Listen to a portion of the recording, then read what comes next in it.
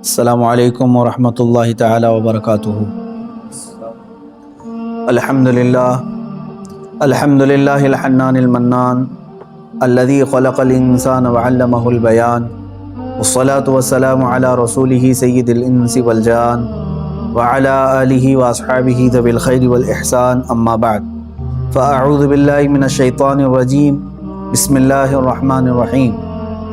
انا انزلناہ فی لیلۃ القدر وما ادراک ما لیلۃ القدر، لیلۃ القدر خیر من الف شہر، تنزل الملائکۃ والروح فیہا باذن ربہم من کل امر، سلام ہی حتی مطلع الفجر، صدق اللہ مولانا العظیم۔ بارگاہ رسالت مآب صلی اللہ تعالیٰ علیہ وسلم میں درود پاک کا ہدیہ پیش کریں۔ اللہم صلی علی سیدنا و مولانا محمد معدن الجود والکرم وآلہ واصحابہ الکرام وابنہ الکریم وبارک وسلم صلاۃ دائمۃ سرمدا ابدا۔ عزیزان گرامی وقار، آج کی یہ شب احادیث رسول صلی اللہ تعالیٰ علیہ وسلم کے مطابق ممکنہ لیلۃ القدر میں سے ہے۔ حضور اکرم صلی اللہ تعالیٰ علیہ وسلم کے فرمان عالی شان میں یہ ملتا ہے کہ شب قدر کو رمضان کی آخری طاق راتوں میں تلاش کرو، 21، 23، 25، 27 اور 29۔ اور اکثر فقہاء کرام، اولیاء کاملین اور بزرگوں کا رجحان لیلۃ القدر کے متعلق اس رات ہی کی طرف گیا ہے، وہ 27ویں شب ہی ہو سکتی ہے، زیادہ غالب گمان یہ ہے۔ اور ہم لیلۃ القدر کو، شب قدر کو اس لیے بھی ڈھونڈتے ہیں کہ اس رات کی فضیلت میں میرے آقا صلی اللہ تعالیٰ علیہ وسلم نے ارشاد فرمایا، اس رات جو بھی مومن بندہ ایمان کے ساتھ کھڑا ہوا اپنے رب تعالیٰ کے حضور، رات میں عبادت کے لیے کھڑا ہوا، توبہ و استغفار کیا، تو حدیث پاک میں اللہ تعالیٰ اس کے پچھلے تمام گناہوں کو معاف فرمائے گا۔ اس لیے لیلۃ القدر کی جستجو میں ہر مومن رہتا ہے کہ اس رات کو اگر اللہ تبارک و تعالیٰ نے معاف کرنا ہے، اس میں میرا بھی نام شامل ہو جائے تو پچھلے سابقہ تمام گناہ معاف کر دیے جائیں۔ اللہ تبارک و تعالیٰ ہمیں لیلۃ القدر کی برکتیں عطا فرمائے اور سابقہ خطاؤں اور گناہوں کو مولا معاف فرمائے۔ میں تمام مومنین سے یہی کہوں گا کہ یہ رات جس کے متعلق قرآن کہتا ہے لیلۃ القدر خیر من الف شہر، یہ ایک شب قدر جو ہے، ایک لیلۃ القدر، ایک رات 1000 مہینوں سے افضل ہے، 1000 مہینوں سے افضل ہے۔ 1000 مہینے کئی سالوں میں ہو جائیں گے، جب آپ اس کو ترتیب دیں گے 1000 مہینے تو کتنے سال بن جائیں گے، تو یہ اتنے سالوں سے بہتر ایک رات ہے۔ یوں سمجھ لو پوری زندگی عبادت کرنا ہے ایک طرف، اور لیلۃ القدر کی اس مقدس گھڑی میں عبادت کرنا ہے ایک طرف۔ اس لیے اس رات کو ضائع ہونے نہ دیں۔ جو لوگ اس رات کو عیش و عشرت میں اور ادھر ادھر بیٹھ کر کے یا پھر گھومنے پھرنے میں، بائک رائڈنگ میں اور لوگوں کے تماشے دیکھنے میں جو گزارتے ہیں، میں سمجھتا ہوں وہ بہت بڑے حرمہ نصیب ہیں۔ انہوں نے اپنی قسمت میں ملی ہوئی اس رات کو اپنے ہاتھوں ضائع کیا، ہلاک کیا۔ اور اسی لیے میرے آقا صلی اللہ تعالیٰ علیہ وسلم کی حدیث بھی ملتی ہے، وہ شخص تباہ و برباد ہو جائے، ہلاک ہو جائے جو رمضان کو پایا مگر اس کی قدر نہیں کیا۔ اب حضور پاک صلی اللہ تعالیٰ علیہ وسلم نے اس کے لیے دعائے ہلاکت فرمائی ہے، تو ایسا بندہ تو ہلاک ہونا ہی ہے، ایسے کو تو برباد ہونا ہی ہے جو رمضان پایا لیکن اس کی قدر نہیں کر سکا۔ تو میرے عزیزو، میں تمام نوجوانوں سے یہی کہوں گا، تمہارے لیے کھیلنے کودنے اور دوسرے کاموں کے لیے اور بھی بہت سارے اوقات ہیں، لیکن اس پاکیزہ وقت کو اس طرح ضائع نہ کرو۔ اور جو دیکھنے میں ملتا ہے، اس رات کو لوگ دوست احباب کے ساتھ نکل پڑتے ہیں، چلو عیش و عشرت کرنا ہے، کچھ گھومنا ہے پھرنا ہے، لوگوں کو پریشان کرنا ہے۔ اب تو حالات لاک ڈاؤن کے ہیں، باہر اگرچہ جانے نہ ملے مگر اپنے نوجوان بچے اپنے ہی محلے میں لوگوں کو، پولیس کو پریشان کرنے کے لیے نکلتے ہیں۔ تو کیا یہ رات اس طرح کے عیاشیوں کے لیے آتی ہے؟ کیا تم اس کو اوروں کی طرح، غیروں کی طرح سمجھتے ہو کہ انٹرٹینمنٹ کی ایک رات ہے، دوسروں کے تہواروں کی طرح رقص کرنا، ناچنا، شراب پینا، معاذ اللہ؟ یہ وہ رات ہے جو تمہارے سابقہ گناہوں کو معاف کرنے کی بشارت لے کر کے آ رہی ہے. تم اس کی طرف توجہ نہیں دیتے. تو پھر ایک بات یہ بھی یاد رکھ لو، تم میں سے کسی کو یہ بات خبر نہیں ہے، کسی کو معلوم نہیں ہے کہ اگلا رمضان تمہاری زندگی میں آئے گا کہ نہیں آئے گا، نہیں معلوم ہے. یہاں تو لاشیں اس طرح سے دیکھنے کو مل رہی ہیں، روزانہ موت کی خبریں اس طرح عام ہو چکی ہیں. تو آپ اندازہ کرو کہ اگر آپ کو اللہ تعالیٰ نے یہ رات عطا کیا ہے تو یہی سوچ کر کے کہ آپ عبادت کرو کہ شاید میری زندگی کی آخری رات ہوگی، یہ لیلۃ القدر شاید میری زندگی میں دوبارہ نہیں ملے گی. جب یہ تصور تمہارے اندر آئے گا تو انشاءاللہ عبادت کا ایک ذوق بھی بڑھ جائے گا، لطف بھی آئے گا، اور اللہ تعالیٰ سے گڑ گڑا کر کے مانگو گے بھی. اس طرح سے مانگو کہ مولا اگر یہ میری زندگی کی آخری شب قدر ہے تو اس رات کو بخشے بغیر مجھے اپنی جگہ سے نہ اٹھا، میرا نام بخشے وہ میں شمار فرما. جیسے کہ حضور پاک صلی اللہ تعالیٰ علیہ وسلم مکہ مکرمہ حاضر ہوئے اور جب واپس ہونے لگے تو خانہ کعبہ کے پاس آپ نے یوں دعا فرمائی تھی کہ اللہ اگر یہ میری آخری زیارت ہے خانہ کعبہ کے پاس تو پھر یہاں سے مولا ہم سب کی مغفرت کے بغیر ہمیں باہر نہ فرما. تو اس طرح سے آپ اس رات کو بھی یہ سمجھ کر کے دعا کریں کہ اگر میری زندگی میں اور دوبارہ رمضان آنا نہیں ہے یا لیلۃ القدر آنے کا ہماری زندگی میں کوئی نصیبہ نہیں ہے تو مولا اس رات کو ہی ہمیں معاف فرما دے اور اس کے بعد والی زندگی کو کبیرہ اور صغیرہ گناہوں سے محفوظ فرما دے. یہ لیلۃ القدر کے سلسلے میں میرے عزیزوں عبادتوں کا اہتمام کریں. عورتیں اپنے گھروں میں بچوں کو بھی لے کر بچیوں کو بھی لے کر بیٹھیں. صرف جاگنا اصل مسئلہ نہیں ہے. بعض لوگ سمجھتے ہیں کہ جاگنا چاہیے، جاگنے کا مطلب موبائل لے کر بیٹھ کر کے جاگنا، یہ فضیلت کی بات ہے. جاگنا اس کے لیے افضل ہے جو اپنے آنکھیں قرآن کی تلاوت میں لگا چکا ہو یا اپنے جسم کو رب ذوالجلال کی عبادت میں مصروف کر چکا ہو. اور اگر خالی جاگنا اور غیبت کرنا، چغلی کرنا یا واہیات دیکھنا ہے تو میں سمجھتا ہوں اس سے بہتر ہے سو جانا اس آدمی کا. وہ سو جائے گا تو کچھ گناہوں سے بچ جائے گا. تو یہ محض گناہ کرنے کے لیے جاگنا یہ افضل نہیں ہے اور نہ ہی اس میں کوئی نیکی کی بات ہے. اللہ تبارک و تعالیٰ سب کو اصلاح کی توفیق عطا فرمائے. آج میں خصوصیت کے ساتھ اس لیلۃ القدر میں آپ تمام کے سامنے حاضر آیا ہوں ایک درد دل لے کر کہ فلسطین کے مسلمانوں کے ساتھ جو حالات آج پیش آ رہے ہیں یہ نئی بات تو نہیں ہے. پچھلے 70 سالوں سے وہ اس ظلم کو برداشت کر رہے ہیں، لیکن اب حد ہو گئی ہے مسلمانوں. مسجد اقصیٰ میں بیت المقدس میں اسرائیلی پولیس داخل ہو کر اپنے جوتوں سمیت اور گولیوں سے مسلمانوں کو نشانہ بنانا. باضابطہ ہمیں وہاں کی جو خبریں آ رہی ہیں لوگ نماز میں مشغول ہیں، دعاؤں میں مشغول ہیں. کل بڑی رات تھی وہاں پر، کل لیلۃ القدر تھی. شب قدر کے لیے وہاں پر ہزاروں کی تعداد میں لوگ جمع ہیں، بچے بھی ہیں، بوڑھے بھی ہیں، جوان بھی ہیں، عورتیں بھی ہیں.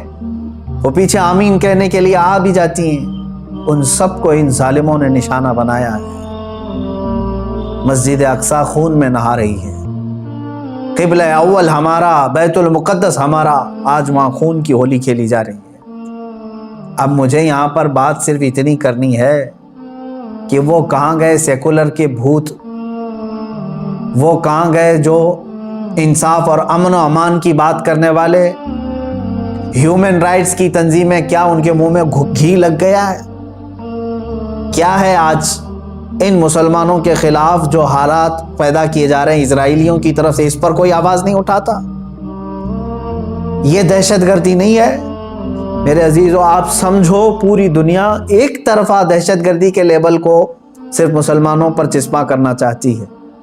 ورلڈ کا سب سے بڑا دہشت گرد ہے یہ اسرائیلی حکومت کے انڈر میں. اس طرح کی جو سازشیں ہو رہی ہیں، آپ سوچیں کسی بھی مذہب کے، کسی بھی دھرم کے لوگ جب عبادت میں ہوتے ہیں تو گویا کہ وہ دنیا سے کنارہ ہو کر اپنے اپنے خدا کے پاس جا رہے ہیں. یہی تو ان کا تصور ہوتا ہے. عبادتوں کے وقت کسی کو گولیوں کا نشانہ بنانا اور صفوں کو درہم برہم کرنا اور بچوں پر بھی گن تان لینا اور وہاں کے نوجوانوں کے سر پر جوتیاں رکھ کر کے کھڑے ہو جانا عورتوں کے دوپٹے کھینچ لینا، یہ ہے ایک چہرہ اسرائیل کا جس کو دنیا بتانا نہیں چاہتی، اور وہ سب حد پار کر کے بھی امن کے مسیحا ہیں اور دہشت گرد ہم ہیں۔ وہ قتل بھی کرتے ہیں تو چرچا نہیں ہوتا، ہم آہ بھی کہتے ہیں تو ہو جاتے ہیں بدنام۔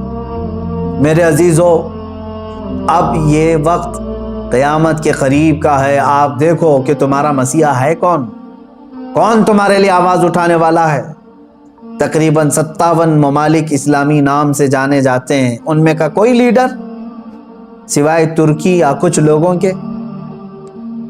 یہ سارے اپنی عیاشیوں میں مصروف ہیں۔ فلسطین کے بچوں کو ایک لقمہ کھانا دینے کے لیے بھی سعودی عرب کی حکومت تیار نہیں، امارات تیار نہیں۔ یہ تو اسرائیل کے ساتھ پینگے بڑھا رہے ہیں، اسرائیل کے ساتھ معاہدے کرنے چلے ہیں، اپنی پراپرٹیاں اور اپنے ایئرپورٹ ان کو گروی دینے کے لیے چلے ہیں۔ سمجھنے کی آج ضرورت ہے، جہاں اسلامی ملک ہم سمجھ رہے ہیں، سعودی ہو یا امارات ہو یا بحرین ہو یا قطر ہو، یہ تمام ممالک، ان سب کی نہ جانے کون سی مجبوریاں ہیں، یا ان کے گھروں میں کون سے یہودی آ کر داخل ہو چکے ہیں، یہ واللہ عالم۔ کہ نہ سیریا کے مارے جانے والے مسلمانوں کے لیے بات کرتے ہیں، نہ فلسطین کے نہتے بچوں کے لیے بات کرتے ہیں، نہ یہ برما کے قتل عام پر کوئی بات کرتے ہیں۔ ان کو تو کچھ لینا دینا نہیں ہے امت مصطفیٰ سے، بلکہ یہ الٹا امت کے ان غریب مسلمانوں کو بلیم کرتے ہیں کہ یہ اس طرح دہشت پھیلاتے ہیں۔ ایک وقت آئے گا، دیکھ لینا، ان کی کرسیاں ہلیں گی، وقت آئے گا جب ان کے تاج اچھالے جائیں گے، یہ سب بہت بری موت مارے جائیں گے۔ اس لیے کہ میں نے پڑھا ہے، کفر کی حکومت تو چل سکتی ہے لیکن ظلم کی حکومت نہیں چلے گی، ظلم زیادہ دن تک نہیں چلے گا، یہ صدائے بازگشت ہے، پلٹ کر کے واپس آنا ہے۔ آپ کو پتہ ہے، میں نے دیکھا ہے فلسطین کے بہت سارے لوگوں کو جن حالات میں وہ زندگی گزار رہے ہیں، اللہ کی پناہ، 35 سال 40 سال سے ان کی مارکیٹوں پر کرفیو لگی ہے۔ کرفیو سمجھتے ہیں، ایک دن 2 دن کرفیو لگے تو ہمارے دکانوں پر تالا، اور 40 سال سے کرفیو لگا کر کے رکھے ہیں کچھ مارکیٹس میں، بازاروں میں دکانوں پر جالے لگ چکے ہیں، بہت ساری پراپرٹیاں اور جائیدادیں ہڑپ کر کے اسرائیلی غصب کر کے بیٹھے ہوئے ہیں۔ یہ ساری کی ساری چیزیں بنا ان عرب لیڈروں کی اجازت کے اور ان کی منظوری کے نہیں ہو رہی ہیں۔ یہ سب میں ان لوگوں کی ہمدردیاں شامل ہیں۔ انہوں نے سعودی ہو یا جتنے بھی یہ مسلم کنٹریز ہیں، فلسطین کے بچوں کے خون پر اپنی کرسیاں بچھائے ہوئے ہیں۔ آج ہمیں درد ہوتا ہے اس بات کا میرے عزیزوں کہ اب مسجد اقصیٰ کو بھی انہوں نے پامال کر دیا، مسجد اقصیٰ کے اندر داخل ہو کر کے اپنی گن کو اٹھا لیا اور عبادتوں کی اور صفوں کو وہاں پر درہم برہم کر دیا۔ اب یہ تمہارے سمجھنے کا وقت آ چکا ہے، اب مسلمانوں تمہارے اتحاد کا وقت ہے۔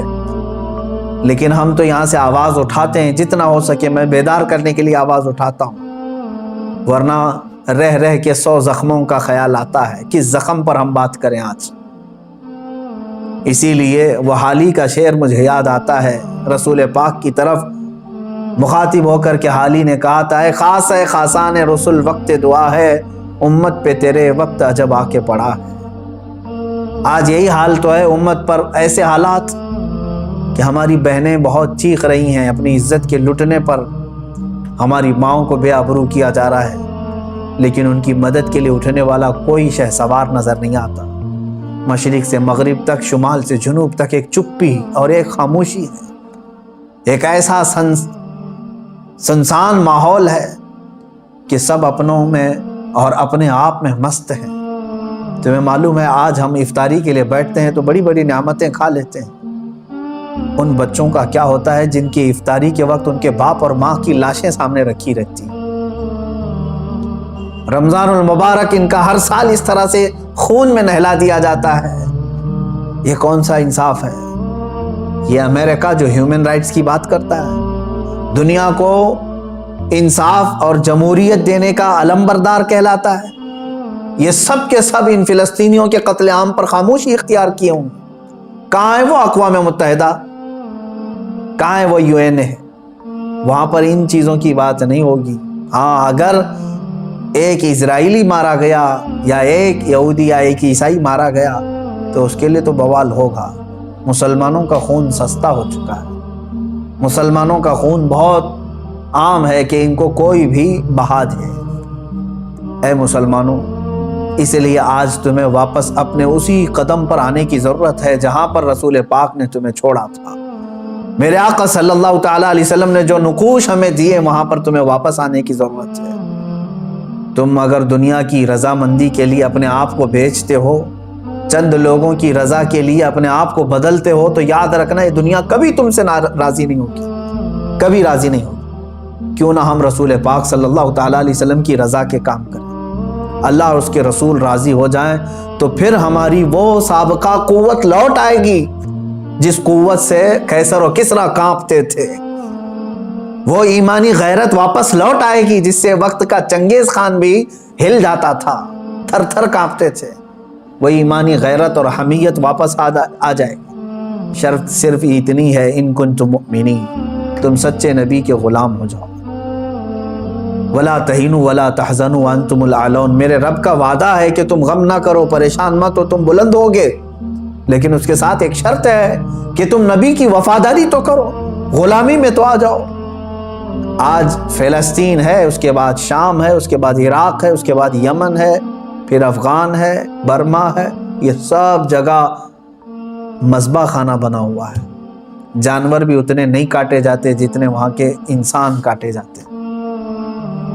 میرے عزیزو، آج کے ان حالات کو دیکھ کر کے مجھے اندازہ ہو رہا ہے اب رب تبارک و تعالیٰ کا یہ قہر ہی تو ہے کورونا۔ جب ظلم بڑھتا ہے تو بلائیں بھی پھیلتی ہیں۔ یہ جتنے ظالم ہیں دیکھ لینا یہ بلاؤں میں گرفتار ہوں گے۔ آج یہ جو حالات پیدا ہوئے ہیں، کثرت سے یہ بیماری کا پھیل جانا اور کثرت سے موتوں کا ہو جانا، آپ کیا سمجھتے ہیں؟ یہ بھی ایک اللہ تعالیٰ کے غضب کی نشانی ہے، یہ اس کے قہر کی نشانی ہے۔ تمہارے پاس لاکھوں کروڑوں بھی ہوں گے، تم بچ نہیں پاؤ گے اس کی پکڑ سے۔ ظلم سے باز آ جاؤ۔ ظلم ایک ایسی چیز ہے جس کو کبھی دنیا نے پسند نہیں کیا، اور ہر ظالم کا انجام بہت سخت ہوا ہے۔ وہ چنگیز خان جس نے لاکھوں کی لاشیں بچھا دی تھی، محض گھوڑے پر بیٹھ کر کے ایک بار اپنے ہاتھ میں کسی چیز کو لے کر کھیل رہا تھا۔ مجھے یاد آتی ہے بات، آج فلسطین کے بچوں کے لیے اب بھی میری امید ہے۔ لوگ یہ کہتے ہوں گے ان کے پاس کچھ نہیں، ارے وہ چھوٹے کنکر اور پتھر سے مقابلہ کر رہے ہیں، سامنے والے پیٹروٹ میزائل لے کر کھڑے۔ اسرائیلیوں کے پاس گن ہیں اور وہ بچوں کی کھوپڑیوں پر لگاتے ہیں، اور دوسری طرف نہتے بچے ہیں۔ لیکن مجھے پھر بھی میرے رب تعالیٰ کی ذات سے یقین ہے، امید نہیں، یقین ہے کہ مولا کریم جس وقت حالات بدلتا ہے تو پھر ان یہودیوں کو دیکھ لینا، ان کو سر چھپانے کے لیے نہ کوئی پتھر ملے گا نہ کوئی درخت ملے گا۔ میرے آقا صلی اللہ تعالیٰ علیہ وسلم کی حدیث ہے، قیامت کے قریب تم دیکھو گے ہر پتھر یہ تمہیں پکار کر کے کہے گا، اے مسلم آ جا ادھر میرے پیچھے، ایک یہودی چھپا اسے قتل کر دے۔ یہ حدیث پاک میں یہ مارے جائیں گے، ان کا بھی انجام برا ہوگا، سخت ہوگا۔ یہ ظلم کا جو ننگا ناچ ناچ رہے، ان کو کیا لگتا ہے کہ ہمیشہ ہی رہیں گے؟ یہ خود چین سے کبھی نہیں رہ سکتے۔ ذلت والے لوگ، انبیاء کا بے حساب قتل کیا جنہوں نے، پوری دنیا کی آج چین و سکون کو غارت کرنے والا یہ اسرائیل کیا سمجھتا ہے کہ ہمیشہ ان کی حکومت قائم ہو جائے؟ میرے رب تبارک و تعالیٰ کا انتقام بہت قریب ہے، بہت قریب ہے۔ میں جو بات عرض کر رہا تھا وہ یہ ہے کہ فلسطین کے بچوں کے لیے اب بھی انشاءاللہ العزیز امید ہے، آئے گی۔ چنگیز خان ظالم تھا، اس نے انسانوں کی کھوپڑی سے مینار بنانے کا بھی حکم دے دیا تھا۔ اتنے قتل کرتے تھے، جس راستے سے وہ گزرتے پورے گاؤں کو جلا کے چلے جاتے تھے، کوئی نشانی نہیں رکھتے تھے۔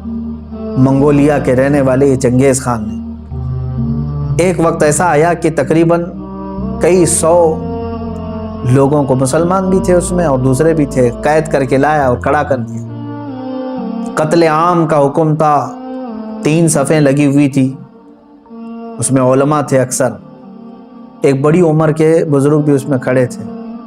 وہ پہلی صف میں تھے، تو جلاد کو اس نے حکم دیا، چنگیز خان اپنے گھوڑے پر بیٹھا ہوا تھا، حکم دیا کہ قتل کرو۔ تو پہلی صف کو جب قتل کرنے لگا جلاد، تو بڑی عمر والے جو تھے وہ ایک بزرگ، وہ دوسری صف میں پیچھے چلے گئے کہ پہلی صف والوں کے سب سر اڑا دیے گئے، سب قتل ہو گئے۔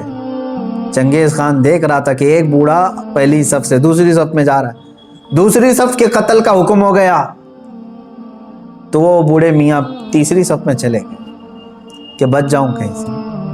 چنگیز یہ چیز دیکھ کر کے ہنس رہا تھا، کہکا مار رہا تھا، دوسری صف کے بھی پورے لوگ قتل ہو گئے، تیسری صف جب بچی تھی تب چنگیز خان نے اس بوڑھے کو مخاطب کر کے کہا، بڑے میاں یہ آخری ہے، پہلی سے تم دوسری میں آ گئے، دوسری سے تیسری میں آ گئے، میں دیکھ رہا ہوں مسلسل تم کو، اب پیچھے کوئی صف نہیں، آگے میری تلوار ہے، بتاؤ اب کہاں جاؤ گے، اب کون بچائے گا؟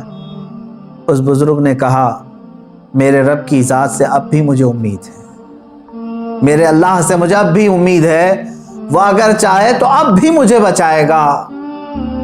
کہا کہ اب کوئی صورت ہی نہیں ہے تمہارے بچنے، قتل عام کا حکم تھا، تیسری صف کے لوگوں کو قتل کرنے کا آرڈر دیا ہی تھا، اچانک وہ کوئی چیز لے کر کے اپنے ہاتھ میں کھیل رہا تھا چنگیز خان، اس کے ہاتھ سے وہ گر گئی، وہ چیز جیسی گری وہ جھک کر کے اٹھانے گیا تو گھوڑا ڈر گیا، اس کا ڈر کر کے بدک گیا اور ایسا دوڑا کہ چنگیز کے پیر جو ہے اس کے زین میں پھنسے رہ گئے اور سر نیچے لٹکا رہ گیا، اور گھوڑا اتنا سرپٹ دوڑتا گیا کہ اس کا سر جو ہے پتھروں سے ٹکراتا چلا گیا، اتنا ٹکرایا، لوگ پکڑنے کی کوشش کرتے رہے، گھوڑا کسی کے ہاتھ میں نہیں آیا، وہ بہت اعلیٰ نسل کا گھوڑا تھا جو چنگیز استعمال کرتا تھا۔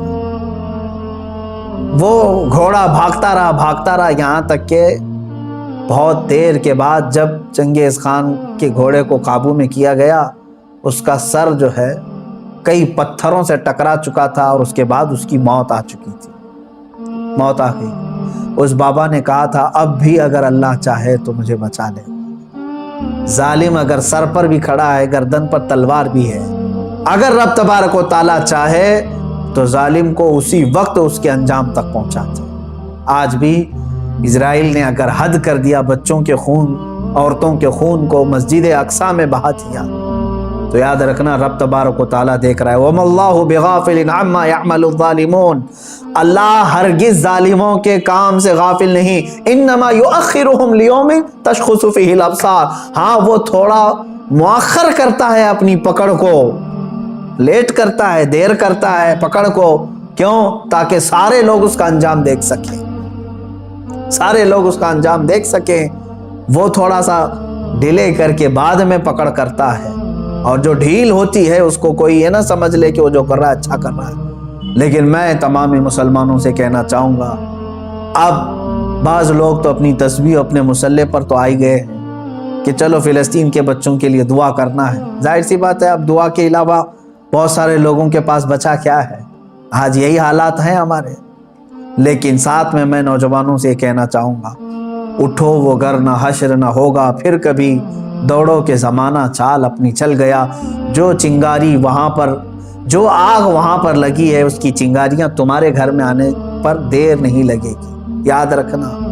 پڑوس کے گھر میں اگر آگ لگی ہے تو چادر تان کر کے سو جانا یہ بیوقوفی ہے کہ اس گھر کی آگ کی چنگاریاں تمہارے گھر کو بھی جلا کر خاک کر سکتی، یہ تمہیں جگانے کے لیے، بیدار کرنے کے لیے ہے۔ جہاں جہاں تم ظلم کی یہ تمام داستانیں سن رہے ہو، وہ چنگاریاں تمہارے گھر سے بہت قریب ہیں، تمہارے گھروں کو خاکستر کرنے کے بھی منصوبے بنائے جا چکے ہیں۔ اس لیے ایمان کے ساتھ اور محبت مصطفیٰ کے ساتھ بیدار ہو جاؤ، قوت عشق سے ہر پست کو بالا کر دو، دہر میں نام محمد سے اجالا کر دو۔ مولا کریم اے رب رحیم، اے غفور و رحیم مولا، آج کی اس مقدس رات ہم تیرے دربار میں دعا کرتے ہیں، اے رب ذوالجلال تو رحم اور کرم فرما دے، امت مصطفیٰ پر کرم فرما دے۔ اے اللہ تیرے دربار میں ہم ہاتھ پھیلائے ہیں، فلسطین کے نہتے بچوں پر تو رحم فرما دے۔ اے اللہ رمضان کا پاکیزہ مہینہ ہے، اے کریم خدا رمضان میں لوگ روزے سے رہتے ہیں، دن بھر بھوکے رہتے ہیں۔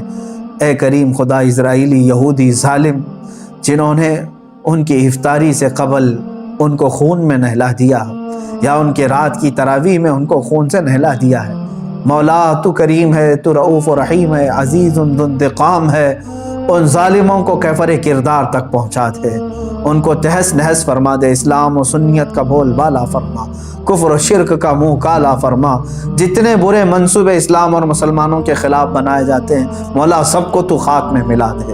اے رب ذوالجلال احسن الخالقین، ہم سب کے تمام پچھلے سابقہ گناہوں کو معاف فرما دے، نیک اور اچھی زندگی عطا فرما دے، تیرے حبیب پاک صلی اللہ تعالیٰ علیہ وسلم کی سچی پکی عقیدت و محبت نصیب فرما، لیلۃ القدر کی برکت سے مولا ہم سب کی مغفرت فرما، جتنے لوگوں نے مجھے دعا کی درخواستیں کی ہیں سب کی جائز مرادیں پوری فرما، ہماری ماؤں بہنوں بچیوں بیٹیوں بہوؤں سب کی عزت و آبرو کی حفاظت فرما، جو بے اولاد ہیں انہیں صالح اولاد عطا فرما، جو بے روزگار ہیں انہیں حلال روزیاں عطا فرما، جو مقروض ہیں ان کے قرضوں میں آسانیاں عطا فرما۔ اے رب ذوالجلال، جو جس پریشانی میں مبتلا ہے تو بہتر جانتا ہے، تو علیم و خبیر ہے، مولا سب کی پریشانیوں کو دور فرما دے، مولا ہماری نسلوں میں قیامت تک عاشقان مصطفیٰ پیدا فرما، ہماری اولاد کو ہماری نسلوں کو گستاخان رسول سے بچا لے۔ اے رب ذوالجلال، ہماری دعاؤں کو رسول پاک صلی اللہ تعالیٰ علیہ وسلم کے صدقے و توسل قبول فرما، وصلی اللہ تعالیٰ علی خیر خلق محمد وآلہ واصحابہ اجمعین، وآخر دعوانا الحمد للہ رب العالمین۔ السلام علیکم۔